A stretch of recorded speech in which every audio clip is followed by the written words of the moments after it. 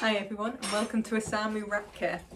So today's video is going to be all about cleaning out and how often shall we do it, what kind of things do we use to do it, that kind of situation. So I'm basically on clean out for my rat's cage at the moment, so we're going to be having a bit of a kind of sort out of this. So first off is how often do you need to clean your rat cage out? Now a lot of that depends on your setup. My setup is very clean out friendly in that whilst it's quite extensive and there's quite a lot of stuff in there, I don't have to clean it out very often because I've been sensible with how I use it. So I use a lot of litter trays, I use the cocoa fibre bedding, which doesn't really need cleaning out. I'll do a bit of care to it later on, but that'll be my main thing that I'm doing to it. What you'll find is if you choose a poor substrate, you may have to clean out more often. But there are kind of like limitations on this. So a good rule of thumb is, so you can do spot cleans more often, you can do spot cleans up to daily, and by spot cleans I mean take out any particularly kind of like rank bedding, any food that's been left in overnight, that kind of thing. I wouldn't be wiping down the surfaces for those spot cleans unless there's a particular like nasty accident on there, or they've had a great fun with a bit of wet food or something. What you don't want to do is be taking away the smell too much in that spot clean, and by the smell I mean the general smell, not the kind of like really wet bedding which is quite a strong smell itself. Your job for the spot clean is just to take out the kind of manky stuff. Spot clean can be done daily, but when you're talking about a proper clean out where you are cleaning down various surfaces, where you are replacing things like hammocks, etc., I would do that no more often than once a week. And some of you will be like, oh my god, but if I do it once a week my rats really stink. And that isn't actually a fault of the clean out, that's to do with the setup. So if you're having that problem, I'd recommend watching one of my early videos, which is my rat smell, what shall I do? Because that covers what you can do to improve your setup and basically mean that you don't have to clean out as often. So major clean out, maximum amount of times once a week. Mine is more like probably about once a month, and the reason is because of my setup, and I don't need to do it more often, and that's quite important. I would only do it as often as you need to do it, and a guide to that is your nose, though bear in mind rats and all animals will have some amount of smell, so you do have to accept that they're not going to all smell like flowers all the time. But it's when, like, if you can start smelling urine, for instance, that's a sign that something needs cleaning out.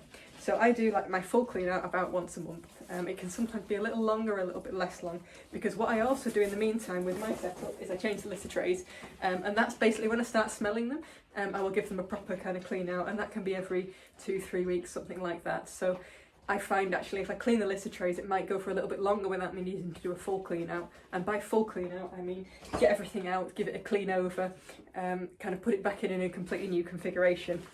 Because when I do my litter tray clean outs, if any of the hammocks are manky I'll take them out and swap them as well, and the heavily used ones tend to get changed that way. So that's one thing to bear in mind. So that's kind of along the frequency. Use your nose. If you rats as well, sometimes you might have a sensitive rat in your cage, and actually they're quite useful for telling you, because they'll start getting a little bit kind of sneezy or irritated. Try and do it before they get to that stage, but they will also give you guidance on that. So that's frequency. Next is what kind of things to use. So there's all sorts of things on the market for cleaning cages out. Some of the things that are quite common are things like cage cleaning spray. I use this occasionally. If there's anything that's particularly manky, it's usually the wheels actually, it's quite good for soaking the wheels with. But it's not something that I use loads. I'm really lazy, so I quite often use antibacterial wipes because they're already done for that. It is a bit lazy and it is a bit more expensive option, but because I don't have to clean out very often, I don't mind that. What you can also use, and if I do a really deep clean, which isn't just getting everything out, it's like properly kind of soaking a lot of the items in there, some of them will go outside, etc. Then I will use just soapy water. You can use just kind of normal dish soap because ultimately that is food safe. But you can also use things like white vinegar in water, so that's quite a common one. You can make your own spray bottles, so once I use that I could easily just chuck it out, kind of clean out the kind of stuff, and then use the bottle itself, put water in and some white vinegar, and that makes quite a good cleaner as well. It doesn't have to be very expensive what you spend for cleaning, it's just kind of like see what works for you and the rats. So that is kind of like the substances. Other things that can be quite useful, I sometimes use this from Rat Rations deodorant. It's very good if you've got like a fabric surface that you don't want to kind of like put through the wash again for some reason. So like cat trees, I use it quite regularly on my cat tree to take a little bit of the scent away, or even kind of like intermittent with some of the branches, because the wood does absorb smell. Just until I do my cycle where I stick them outside for a period of time. And I should remind people of that. If you do have wooden items in the cage and they're smelly, then just stick them outside for about 2 weeks. Let the rain and the sun do the work of de-smelling them for you, and then give them a good clean before you stick them back in to clean off any of the crap that hasn't got off. But that does work very well. Hey Chocobo, I don't think it's advisable to climb with that lump.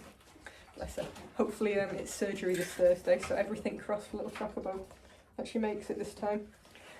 Right, so yeah, so that's the kind of thing that you want to consider in terms of what to use in the cage.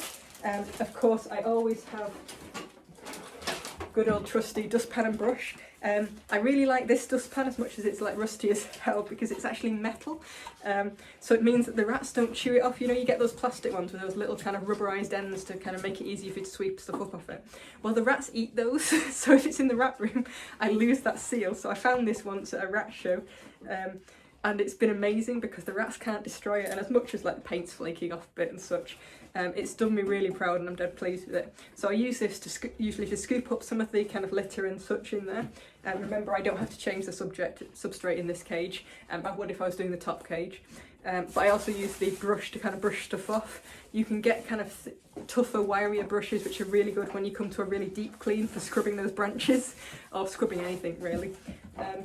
But yeah, that gives you a bit of a feel for that. So what I'm going to do is I'm going to get on with this. I'm going to empty the cage all out. I'm going to put this on time lapse, so we shall see how fast I do it. I will try not to get distracted, because as you can see, the girls are out. I will say the babies are also out on the work surface there. So at some point I might have to run off and kind of like sort somebody out and kind of like look after them a little bit. But we will try and get the cage done as quickly as possible for me, and I tend to get distracted. So I'll empty it all out first of all, apart from the substrate. Then I'm going to dig through the substrate. I'll probably add some more bugs, because I've got my nice little kind of bug factory, which I'll briefly show you. For those of you interested in Bioactive. Oh. This is what I would term my bug factory, so it's their own little kind of habitat, which they've got food and soil, and I can't open this because I'm useless. There. So we've got food, soil, plenty of kale for them, and they're sharing the rat's kale, and they basically keep themselves happy in there, and they've even got a little branch for the wood lice. But yes, so I can use that to basically take in and top up the rats with. There's actually a whole thriving springtail colony too. I'll just show you this because I've not had them do this before. So all these little white dots are springtails. They're really cute and doing very well. But yeah, so I'll probably take some of those and stick them in the main soil as well, because it could do with a really good dig through. And they've transplanted a bit of the litter into there, so I need to kind of like recycle it. But yes, so we'll go through that. Yeah, I'll take those things out and then I'll replace it with new things. Or actually I'd probably reuse some of them because they go down particularly well. So we'll get on with that, and then I'll speak to you at the end when we add the rats.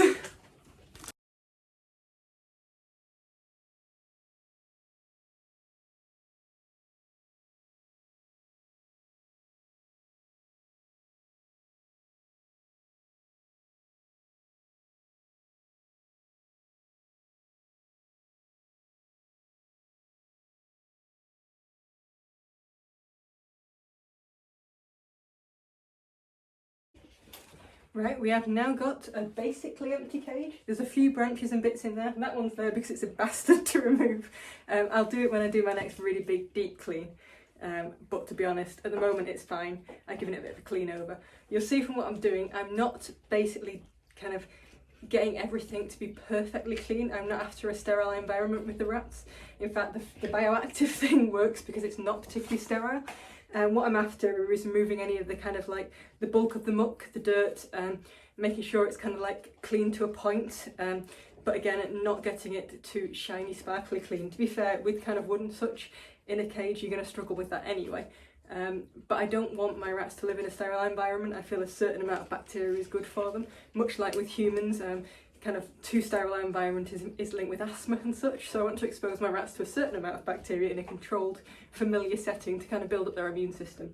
So that's where we are in terms of cage clear out. What I'll basically do now is go through and rebuild it up with various bits and pieces in. I'll put it back to time lapse if you're interested, but this is the bulk of the thing. I should mention a couple of things that I did in the video that I didn't talk about before. So using the edge of my nice metal thing to scrape off some of the really stuck on droppings was quite useful. I've seen some people use kind of paint stripper knives to do that as well, and that works really well.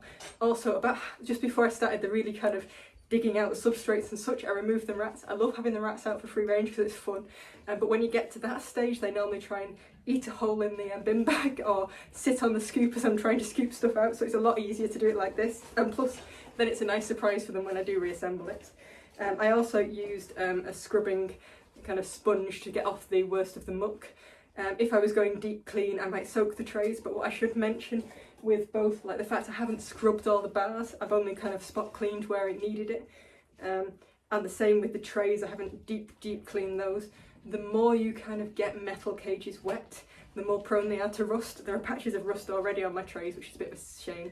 At some point what I'll probably do is sand them back and treat them with a kind of like animal safe, human safe paint, something like Hammerite does some good kind of direct to rust stuff that I'll probably do on them just to kind of extend the life a bit. But it's one of those, metal stuff does rust as the kind of paint lifts off, but the more you kind of expose it to water and fluid and cleaning fluids, it's the faster that happens. So whilst you do want to make sure things are clean and not particularly smelly and there's no kind of hot spots of smell, I wouldn't be drenching your cage in every single time. If it's got a decent coating, it will cope quite well. What you do find is if you're talking about things like stainless steel, kind of bare metal, if you build your own cage for instance out of weld mesh, you'll find that that's a bastard for holding smell because it's a much more permeable surface. Painted metal is a lot kind of tougher and kind of resists that, so you don't really need to do an awful lot to it, just don't over clean it like with anything. So that's where I am with this. You can also see I've left the wheel in. If anybody's ever tried fitting a Tic Tac, it's a bastard. It's definitely one, particularly with one person and particularly at the back of the cage. In order to remove that wheel I have to kind of pull it forward, get my arm around, do some kind of fun stuff, and to refit it is a bloody nightmare. So I always clean it in the cage unless I'm doing like a really deep clean, then I might take it off, ideally when I've got somebody to help me get back on, but normally I end up putting it back on myself. Same with the shelf supports, I'm happy with those shelves are. I leave them in, I just take the shelves out to give them a clean. And yeah, like I say, some of the more kind of awkward branches, I could get those off and replace them, but the likelihood is I probably want some there anyway, so I've cleaned them in situ. Next time I'll probably take them off and chuck them outside for a bit, or give them a deep clean, like soak them a little bit, because they've been in for like this time and then they'll be in for another time. So that tends to be how it works quite well with wood. You give it a kind of couple of months and then you cycle it outside, maybe 3 months. Depends on the thickness and the kind of bark. So my cherry tree has a really smooth shiny bark and that's brilliant. It lasts for quite a long time with just a quick wipe down without getting too smelly. But some of the other ones, like I've got kind of twisted willow kind of branches, that does absorb urine a bit more. You saw me giving it a really good brush down to get all the kind of crap out in between them. But it's not flawless, so I do cycle that one outside quite regularly. Right, so we're going to go to reassembly, and I will get on with it, so we'll time lapse that and you can see me attempting to reassemble the cage. Oh, actually a really quick one, which I just thought of now. What question I get asked relatively often is in terms of using or kind of disposing of the waste for the animals. Now, I will say, in the UK at least, the majority of places won't accept garden waste for, like rat stuff or any animal stuff into garden waste, so you do have to bag it up and chuck it in the bin. But if you've got your own kind of like garden waste bin that you kind of turning into fertiliser in the garden, you can put it into there. It does depend on what substrate you're using, so things like shavings and such, obviously earth can go in there straight away, it's perfect for that. But even some of the cat pellets, if they're kind of the papery stuff, you don't want to add too much to it because it won't break down too well. You want to add lots of vegetables, matter and such to keep the moisture in, but it can be quite useful. The card, again, you can also kind of compost that. So it's one thing to think about. If you've got a compost bin in the back garden, turn it into nice fertiliser to grow your plants with and feed the rats next year. I don't, because I'm not that organised.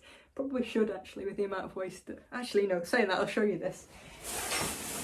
So massive cage, this is the advantage of bioactive substrate, this is all my waste. I've got to sweep around the floor afterwards, but we're not going to add a lot more waste than that, because the bulk of my substrate ends up in the soil, which is just dug through and kind of add extra insects and such. It's not something I have to worry a lot about. In the past, if I was doing this full clean out, I would have filled that bag quite substantially, so there's a lot more waste generated if you use conventional substrate, which is something to think about actually. It's quite an environmental option this if you can get it set up right. But yes, I'll stop there and carry on with the setup.